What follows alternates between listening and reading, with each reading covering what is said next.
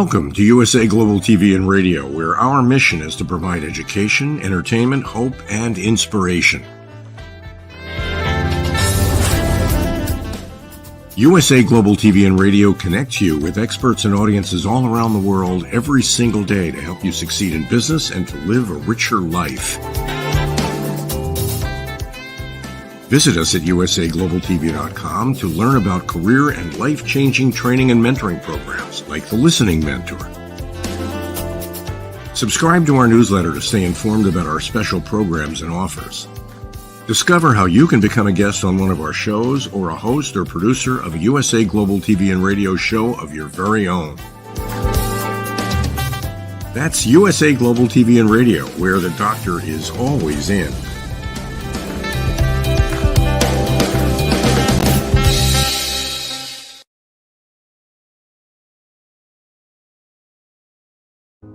I just can't take it anymore. I am so tired. I am so frustrated and burnt out. Why won't anyone listen to what I have to say? Yet I look on social media and everybody's smiling and having a great time. Meanwhile, I feel totally alone with my world rushing by. Guess what? Great news. You have a choice. You can change the dynamic by learning how to listen at an elevated level yourself through the power of listening educational courses. Can you imagine from where you are today to having a life overflowing with abundance? It's possible. Learn how to listen at an elevated level. You'll have deeper connections, better relationships, and more authentic conversations. Start today. Go to usaglobaltv.com, education, and learn how to listen. We have courses and children's books. Let's work together to learn how to listen.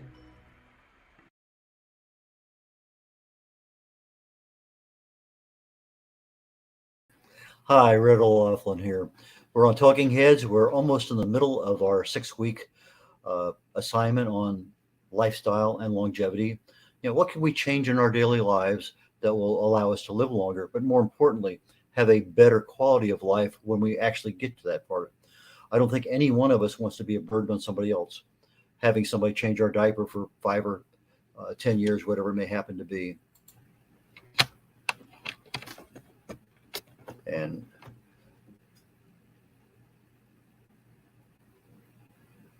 I'm sorry, I'm having technical difficulties right this second. Dr. Jacqueline, you take it back for a commercial break, please. Hello and welcome to USA Global TV and Radio. This is It's Your Healthy Lifestyle show, hosted by the founder of this platform, Dr. Jacqueline Kerbeck, and myself, Roland Friedl. How important is your health and fitness to you? We show you how you can easily eat healthier every day, how you can improve your fitness and recover much quicker after your exercises and workouts. Families will learn how to optimize their children's health and nutrition. And finally, you will also hear how you live a long, healthy, and fit life into your old age. Join us here on It's Your Healthy Lifestyle.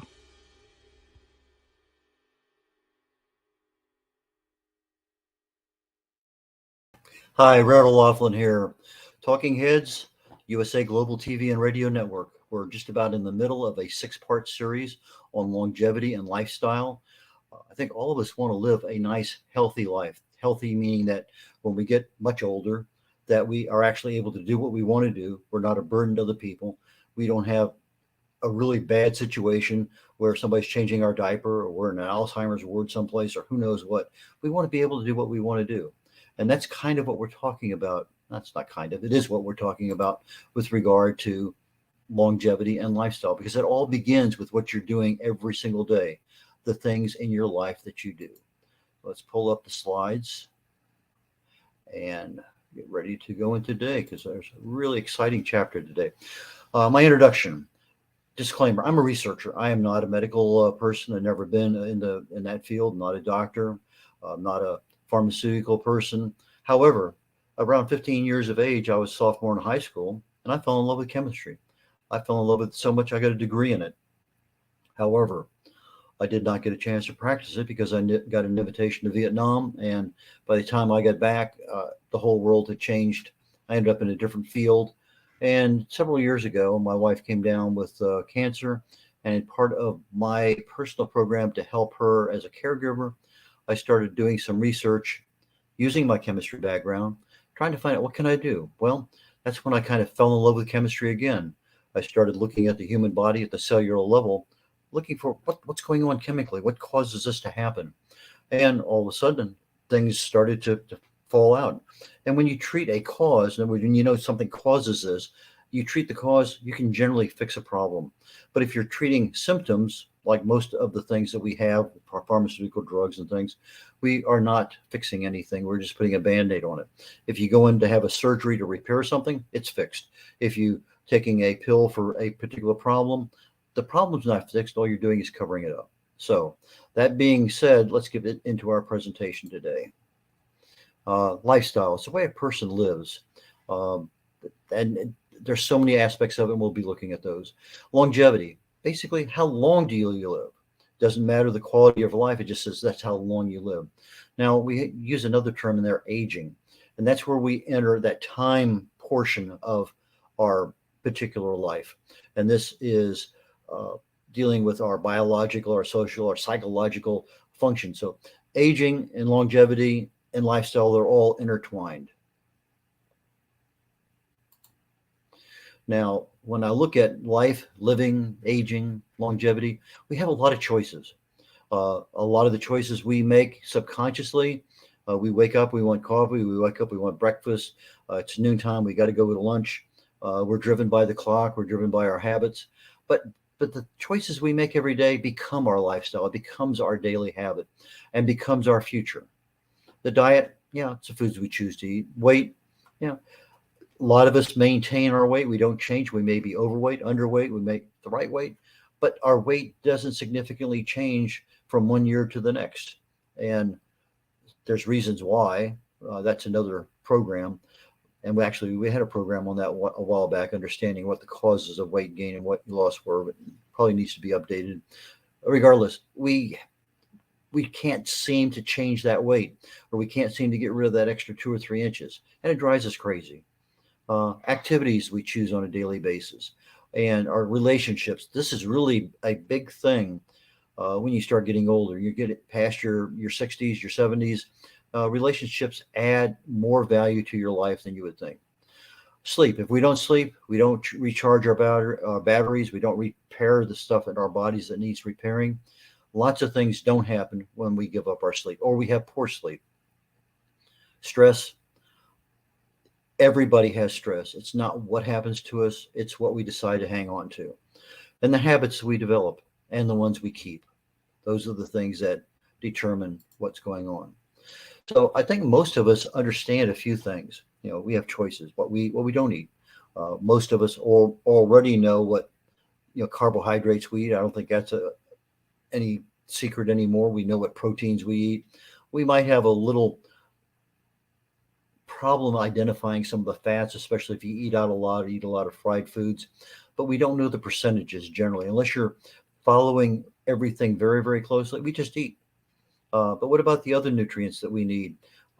Things that are out there that can be helpful to us, phytonutrients and flavonoids and all sorts of other things that are part of the options we have to eat, but we choose not to use them. And then obviously it's always the choice of how often or how much, how many calories. And then when we start looking at today's talk, we're looking, what is our end health going to be? But we're looking at it from the big A, in this particular case, autophagy, and how fasting and other things can lead to that. In an ideal world, we'd eat a meal, it would be balanced nutrition, it would be less calories than we would have on a regular basis. All our energy needs would be met. If I go out and run 5 miles a day, that would be part of my energy needs. I'd be eating for that. and whether my energy was met by glucose or ketones, it doesn't matter. My hormones would be balanced, my electrolytes would be balanced, I'd minimize, have no toxins. Everything would be working the way it should be. My cardiovascular system would be humming along. I'd have clear brain. My sleep, I'd just be like sleeping like a baby every night. Stress levels would be low or non-existent. My weight would be maintained at a really optimum level, and I could be able to do whatever I want to do. I would be assured of good future health. All my good genes are turned on and activated. All my bad genes are turned off. That is an ideal world. Unfortunately, that doesn't happen. Now, some of those things happen, but not all of them together. What really happens? Well, the foods we choose don't always provide the nutrient balance. If you were to sit down there with some kind of, uh, say, Dr. Google, they're helping you figure out how many carbohydrates have this much iron, this much selenium, this much vitamin A, and you start itemizing everything. We don't choose our foods by what the nutrient balance is. We choose foods by what we like and primarily by what we've always eaten, our habits. Insulin resistance gets in the way. Just because at 25 years of age I can eat this food doesn't mean at 45 I have the exact same metabolism that's processing everything. That if I've chosen to eat more carbs over my lifetime from 25 to 45, my insulin processing and response time is going to be a little bit different. Uh, I may probably have some hormonal imbalance. It doesn't take much if you're stressed out to get extra cortisol involved in there, and some of the things are overloaded or they're not supplied with what they need. Uh, Many of us, when you start getting into your 45s, 55s, 65s, we start having sleep issues. We take our stress to bed with us. We lay down, and all of a sudden, that one problem that's just been plaguing us can't leave our mind. Whether it's a relationship, a boss, heaven only knows what it might be, but it bothers us. Or we choose to eat late at night, or we choose to drink a lot at night, and we just can't get that sleep under control. We take forever to get to sleep. We wake up tired. It just seems to be a non-ending world. We sleep in late on the weekend, doesn't make any difference. I got to go back on Monday on the old schedule. Weight issues, yeah, lots of them. The weight problems are induced by what we eat, the amount of exercise we choose, and other factors. Alcohol is a big one. We hear eat, drink with moderation. Well, what is moderation, and how many of us actually do that? Smoking, all of us know it's not one of those things for a healthy lifestyle. It's not. And whether it's any kind of tobacco product, whether it's vaping or what do you call the chew or whatever, not healthy. Toxins. We just finished a show on toxins very recently, and there's so many of them out there that most of us have no idea in the world what they are and how they affect us. But when we start talking about our body, we got to start at the lowest level. We know that disease, about 95+% of disease starts at the cellular level with chronic low level inflammation. In other words, our cells are screaming that there's things going on. Mutations start to occur, oxidative stress starts going in, and we begin this process cell by cell of having a disease 10, 20, 30 years down the road. However, cellular dysfunction can be fixed literally with a couple, two or three different things. One of them is antioxidants. You start getting more fruits and vegetables into your body. That way you allow the antioxidants to cut back on that free radical damage and quell that inflammation. Don't allow it to get to the oxidative stress level. But another system we have that almost nobody knows about is called autophagy. We can activate it, but we don't, because we don't know about it. This program today is about awareness. We make people aware of things, provide a little bit of education, and then if they want to go to Dr. YouTube and learn more about autophagy, more power to them, because it's part of your life. It's a normal system in the body, but most of us have never heard of it. If we are deficient in, B vitamins and things, we're going to end up with depression, anxiety, health issues, brain fog. A lot of things happen when we're not balanced. But where do we start? Well, we all know we start with our food choices, our exercise, our stress management, our toxin removal, or not getting to begin with. And we start getting driven by our habits. We have cravings. Sometimes we have addictions, but they all become part of our lifestyle. What can we do? And today's presentation is probably the first on something that really and truly can help you with your future health. What can we do to improve our aging? Well, there's two things that happen every single day that if we allow them to happen. One of them's called autophagy. The other one's called mTOR. mTOR is a little m, capital T, capital O, capital R. mTOR stands for mammalian target of rapamycin.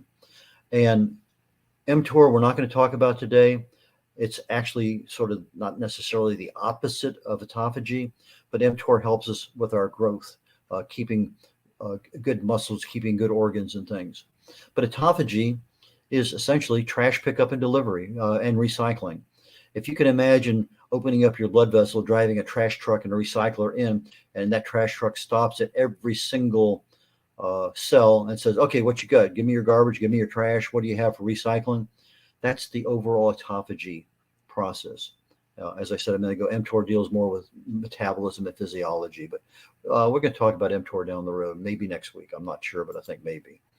But autophagy, a natural process, our bodies break down a lot of things. Some of them become used up, broken, damaged over time. And these are things inside our cells or neurons.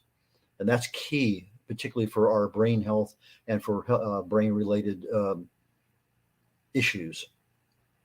And we can reuse them. We can put them out for cellular repair. We can make new cells. Anyway, our autophagy is our body's garbage disposal system and replicator. Replicator, for those people who are Star Trek aficionados, you say, okay, I want cheeseburger, and all of a sudden the replicator door opens up and there's a cheeseburger. The computer knows how to replicate a cheeseburger. Well, in the garbage disposal system, it's cranking up all these little things in the lysosomes inside our cells. You got over 50 enzymes and acids, and they break down the damaged stuff and pump out brand new stuff that the cells can use to create new molecules. And so when you think about it, hey, if my systems are working right, my cells are healthy, they're not backed up with anything, well then, I should be in pretty good health. For those people not on video today, what I'm showing here is a picture of the trash cans being full and just garbage bags stacked up, 30 or 40 of them out there in front. And you see this occasionally when a city refuge system goes on strike, and all of a sudden you see literally tons, hundreds of garbage bags sitting on the street. Well, think of it as your body. What if you ate a bunch of stuff, but you never took the trash out? You never, any of the wrappers, any of the bad stuff from cooking, anything you have that's refuge was stocked inside your house. It doesn't take very many years at all before your house, you can't move around because of all the trash. Well, your cells are the same way. The cells have to be cleaned out. And if you don't use autophagy, they're not going to be working at 100%. Well, we also know we have genes that turn on good stuff, turn off, for bad. But there's a particular gene called the PSEN1 gene. And when that one's activated, you have a disruption of your cellular trash pickup and recycling. Well, the medical industry found there's a couple of drugs out there that they can use. One of them's to reduce neurodegeneration. I'll talk about that in a moment. And it's called isoproterenol. And the other one's clenbuterol. And it does the same thing, but it deals more with enhancing neurogenesis. However, both of them have some serious side effects. Both have problems with cardiovascular issues, nervous system. And ironically, there's a lot of natural options out there, but you can't patent natural options. The FDA will not allow it. So when your doctor says, I want you on clenbuterol, he can't say, well, I really need you to eat an apple a day and exercise a little bit, because that's not approved by the FDA. But autophagy, I mentioned earlier, it occurs in both our neurons in our brain and the cells in our body, whether it's our heart or gut, anywhere we have cells, autophagy occurs. Neurodegeneration particularly applies more to the neurons or neuronal health. And I think it's worth going into, because a lot of problems that we're going to have in our age-related world is going to be more brain-related. And so neurodegeneration is basically a neural system degradation. It's just not working the way it used to for whatever reason. And reasons could be many: inflammation, oxidative stress. We talked about those two already. Hormonal imbalance. Who would have thought that hormones could affect the brain? But they do, big time. Nutrient deficiency. We know that already. Vitamin B12 deficiency mimics Alzheimer's. Excitotoxicity, too many toxins going on at one time, you can't control them. And there's more. But we can counter those naturally with diet, with exercise, stress management. Get that stress managed on a daily basis. Be toxin aware of what you're eating and how to get rid of it. Cognitive attention, crossword puzzles, Sudoku. Learn, be a constant learner. The earlier you do this, you probably fight off that, let's say that you are absolutely going to get, because of your genetic background, you're going to get Alzheimer's. Maybe instead of getting Alzheimer's at age 65, you get it at age 95. The earlier you start on something, the more you can slow down something or stop it or do something to mitigate that particular potential. Neurogenesis. Again, keep concentrating on the brain, on the neurons. If I want new neurons in my brain, I have to generate it through neurogenesis. I can do it by aerobic exercise. That's adding more oxygen flowing through the brain. It's going to stimulate more neuron growth. BDNF, brain-derived neurotrophic factor. Again, that's a protein that essentially is a protector and encourager of a neuron generation in the brain. Lots of things to generate that. Our sleep, quality sleep. Meditation, kind of a stress reducer. Our brains are basically an omega-3 fatty acid, primarily DHA. But when we think about omega-3 fatty acids from salmon or from other things, we get the EPA and the DHA. So when you go buy an omega-3 fatty acid pill, you're getting both. But if you were to buy a pill that had 90% DHA and 10% EPA, you're probably helping your brain a whole lot more. Again, our mental activity, if we keep it going, it slows down the brain shrinkage. And yes, our brains do shrink. Every single year of our life, our brains are getting smaller. But if we keep them stimulated, that shrinkage doesn't happen as quickly. We talked about the foods we eat, the proteins and the fats and the carbohydrates, but we have flavonoids, green tea, blueberries, cocoa, chocolate, that kind of. We have an energy system that can work on ketones or glucose. Well, if it's operating on glucose, you're starting to add that insulin factor in there that can become an issue. Ketones, there's a lot of pluses with it. There's a couple of minuses. We'll talk about that down the road here. But resveratrol, curcumin, those are two very super excellent phytonutrients to have in our body, but neither one of them are very bioavailable.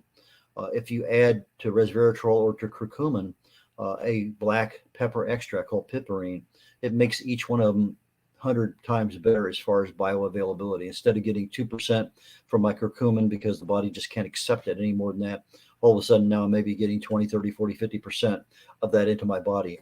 And curcumin is one that's really and truly, it's one of two molecules that I'm aware of that can go right straight down to the cellular inflammation in the body, shut it down, and in the event of some kind of trauma in your body starts having a autoimmune response, it shuts down the cyclooxygenase 2 enzyme, which starts a lot of things down the road. So curcumin, super good. Get it with the piperine, and you're really protecting yourself a lot. But if you want to do some level of some quantitative assessment of how much inflammation you have in the body, C-reactive protein test. I had one earlier this week, my wife and I. C-reactive protein is a measure of how much inflammation you have in your body. You want it as close to zero as possible. Curcumin is one of those things that will help you do that. Phosphatidylserine looks like a big word. Our body makes 4 different phospholipids. Phosphatidylserine is one of them.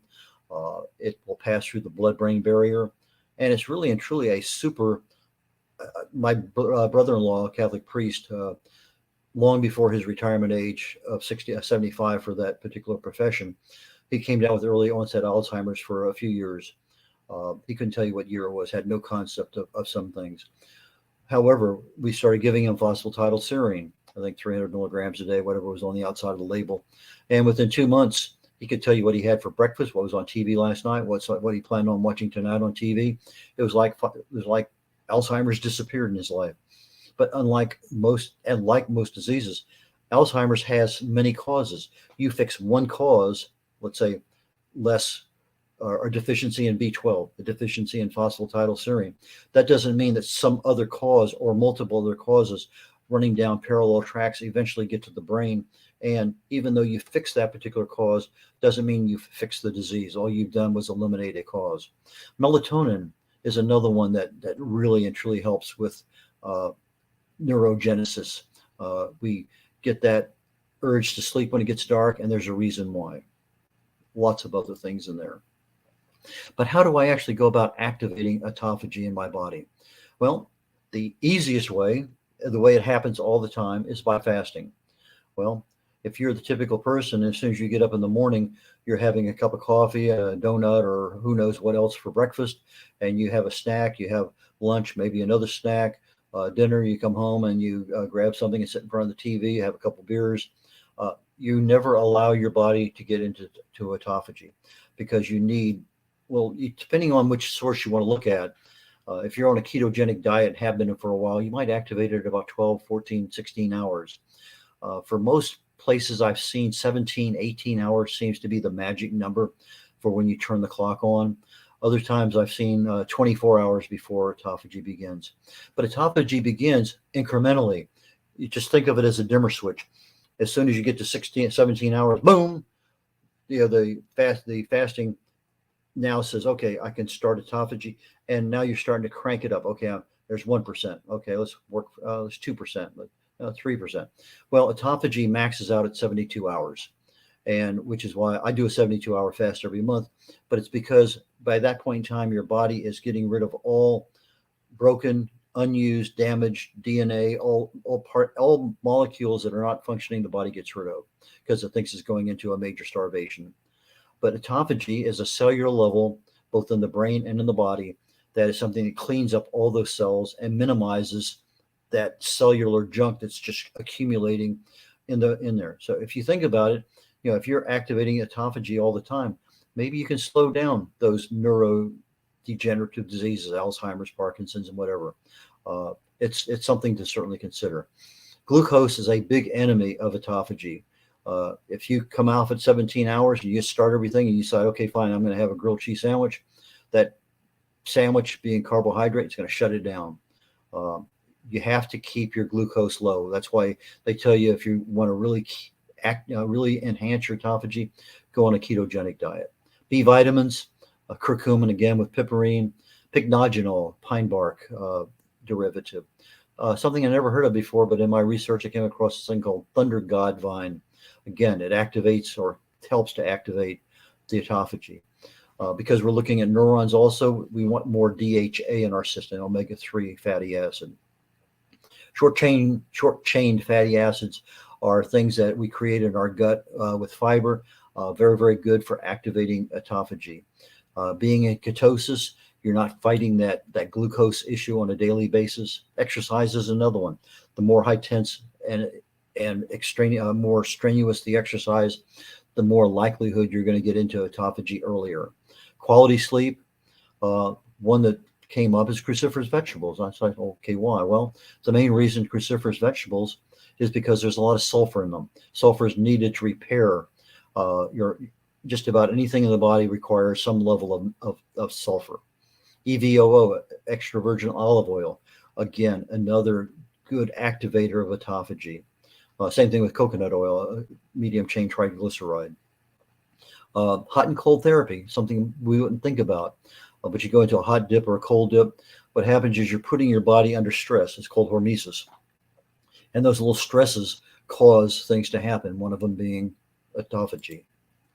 What happens if you allow autophagy just to willy-nilly rule the roost and you never get into fasting, you don't do much exercise, and you're not paying much attention to other things in your life? Well, autophagy can lead to, and again, these are the cells in the organs in the body and our brain that are overloaded with trash and garbage that don't get cleaned out. We end up with liver disease, diabetes, kidney disease, cardiovascular issues, inflammatory bowel disease, neurodegenerative diseases, your Parkinson's, your ALS, amyotrophic lateral sclerosis. I think that's what that one is. Lou Gehrig's disease, Alzheimer's, Huntington's, and there's more. Cancers, a lot of them. Did a lot of research on that one, and it's a lot of different cancers have a genesis in some part with autophagy being there. But it can be autophagy that's overstimulated because you go into a super long fast and you're just keeping it there, or you suppress the autophagy function by not allowing it to happen. But again, autophagy can generally be corrective, but again, the earlier you do it, the better off for a long-term life, your longevity. What are some of the natural benefits? Well, it's a natural body function. We need it. Our cells require it for survival. It's one of those things we have to have. It protects against neurodegeneration. Again, our brain fog, our brain diseases. It's a natural anti-aging protection. You keep the cells clean and functioning, you're going to live a little longer, and you're going to probably have a much lower risk of any kind of age-related disease. Because the cells are working properly, your immune system's working properly, our immune system is going to help reduce our inflammation, reduce oxidative stress. And again, our cardiovascular issues, our risk of cancers, all of those things are going to be reduced because the autophagy is taking on the burden of doing that. Now, if I wanted to start autophagy tomorrow morning, I would be looking at some kind of intermittent fasting. Intermittent fasting, look at something at least 18 to 20 hours. Get the switch turned on little by little. Maybe you do an intermittent fasting 3, 4, 5 days a week, and then you take one day and I just fast for 20 hours or 24 hours. If you're doing one meal a day, OMAD, you're automatically turning on autophagy, but that one meal a day has to be consumed within a 1 or 2 hour time frame. So if you have a nice meal, and it's, let's say, a nice big meal, big whatever it may happen to be, you're going to burn off all your glucose, all that stuff's going to be there, but your autophagy is going to be turned on. Over time, the sugar is going to be burned out, and you're going to be able to switch over into ketones, burn some fat. Ketogenic diet, I'm going to bring that one up a little bit next time because I think it's worth talking about a little bit more. But exercise is part of a normal program. Start walking if you're not doing anything else, and beware of what your body needs on a nutritional basis. Real quickly, that's the end of today's show. I'm not sure what we're going to do next week, but probably start with mTOR so you understand both ends of the equation. You can find my books on Amazon. No matter what you can do, it deals with the subconscious mind. The Joy of Ageless Health addresses what causes disease and what options you have to short circuit those. Longevity Secrets for Healthy Aging talks about the two primary causes of aging, your telomere length, which we talked about last week, and the human growth hormone, which we talked about the week before that. And Understanding Alzheimer's, the Causes of Alzheimer's Disease is my most recent book out, just got released this past week. So all those, again, are available on Amazon, and I can be reached at red@redolaughlin.com, red like the color. redolaughlin.com is my website. All my information for contact is in the banner. Red O'Laughlin, spelled RedOlaughlin.com. So thank you again, Dr. Jacqueline, for allowing me on the Talking Heads for USA Global TV and Radio Network. And our segment is Lifestyle and Longevity. And we will see you next week. And all of these are available on YouTube and the archive of the USA Global TV and Radio Network. And goodbye until next week. Have a wonderful time.